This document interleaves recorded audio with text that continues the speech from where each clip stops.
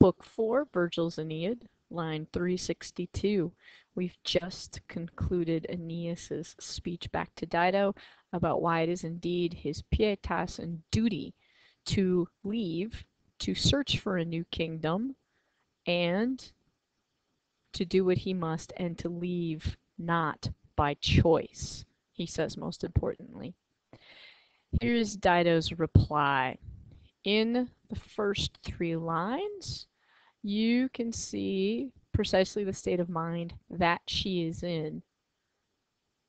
And just a quick glance at that adjective should be able to give you an idea of how she feels for this speech. This is a highly emotionally charged speech. Let's begin. She makes an accusation pretty harshly right at the beginning of the speech.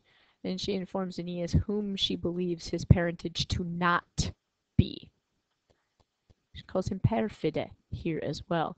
Try to think back to the other nouns that Dido has used to address Aeneas with at this point. Okay, so neither to you was a diva parens or was a Dardanus actor of your generis. Okay, but this is what bore him. The horrens Caucasus is the nominative here. Okay, that bore you from duris gautibus. And if that's not enough, then hurcanae tigres admorunt. This is a third person plural alternative form your textbook tells you to understand. The Hyrcanian tigres, they move towards you, she says. They're ubera, and those are their teats for suckling. That must truly be from what Aeneas was born, Dido says. Now, a series of pounding questions. Num, num, num. And some of these, pay attention to them. Do they sound perhaps a little bit familiar? Notice too that we are in the third person singular. She is speaking directly to Aeneas in the third person singular. Okay? See if you can appreciate and understand the impact of that. Quae quibus anteferam. Simply here, what more shall I say? She says. And now this next passage is quite telling. To this point, we've discussed whether or not Juno's actually aware of the manipulations of the deities in terms of her fate. Now, for the first time, she'll speak about that. Yam nec maxima Juno nec Saturnius haec oculis pater aspicit aequis. Okay, haec here will be neuter plural. She finally says, these people seem to not look upon this with equal eyes. Nusquam, nowhere is loyalty or faith safe. Now here, at this point, M, she is addressing an accusative direct object. So this is Aeneas as to whom she is speaking.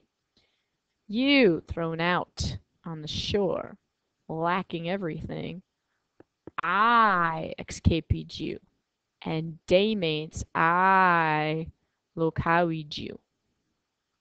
Your amis am classem, and Gersocias amorta I reduxi. Oh, this is quite a telling line, especially with the passive here. I am carried. Remember what Aeneas just said to Dido? Hear it here and tell me what tone do you hear in this particular passage spoken by Dido? What's the tone? Nunc augur pollo, nunc luciae sortes. Nunc et io missus ab ipso inter praesidium fert orida iussa per auras. Does that sound familiar? I hope it does. The use of ski licket here emphasizes the absolute sarcastic tone that Dido is using here. And this is this direct reply to Aeneas saying, hic est patria, hic est amor, hic est patria, hic est amor. So this is the task for those who dwell above. This will be a dative plural. Okay. Now, this is what she can no longer do. I can no longer hold you, and I can no longer refute your words. Take a minute to scan this line also. Listen to it. I seque Italia ventis, peta regna perundas. What kind of verb do we have going on here in terms of form in I and pete? Moreover, at this point, we begin the curse. Spero. From spero to the end of this particular speech, this is what Dido is wishing on Aeneas, and it is not kind.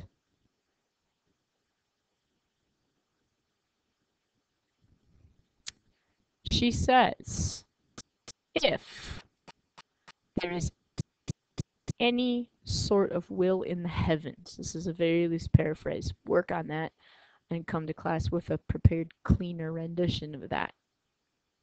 Okay? I hope that you, so there's an implied te for this indirect statement here throughout this passage. I hope that you, hausurmesse, and I hope that you, vocaturmesse, Dido nomina saipe. Medis will describe scopulis here, and have an image of precisely how it was that Dido found Aeneas in the first place, and see if that echoes something in your memory. Then, this is a future active of the deponent verb sequor, and this is the state that she'll be in as she does it. I will follow you with this. And when Frigida Mors has departed, when this has happened, perfect subjunctive, has separated my limbs from my spirit. As an umbra, future tense again, in omnibus locis, is what she says. Improbe is how she now refers to him. Again, consider above what she referred to Aeneas as in perfide, and now improbe. And poenas dare, of course, is that idiom which means to be punished. Da bis poenas. Audiam, I will hear, I will listen. And haec fama, this reputation, will come to me beneath manis, for manes, with imos here. So here's my question for you in a larger cultural context. Whom does Dido predict will be one of her successors in an ancestral lineage? Think about the relationship over time in history between Carthage and Rome. Think about what Virgil accomplishes, perhaps, by inserting this part into her speech. Let's talk about that more in class. The last bit here, quite simply, is her emotional exhaustion, complete and utter desire to see Aeneas face to face any longer, and she is spent. At this point now, she is described as aigre. Just terrible. His medis dictis. It almost suggests that she is not finished with what she meant to say. However, she escapes the heirs ill. So she's run within the palace. And she turns away herself from his eyes. She carries herself away. she leaving. So Dido is the noun for which this participle is describing it. And you have cunctantem and parantem as present participles. Whom will they be describing? Those are indeed describing Aeneas. Cunctantem multa, from fear, and parantem multa, to dicere. And again, remember these instances of the neuter plural give us the opportunity in English to simply use the word things as we translate that. Dido's famulae, her maid servant, her ladies in waiting, they suscipiunt her conlapsa membra, and they bring her membra, to the marmoreo thalamo. Again, a very charged word at this point in the narrative. And they put her upon her stratis.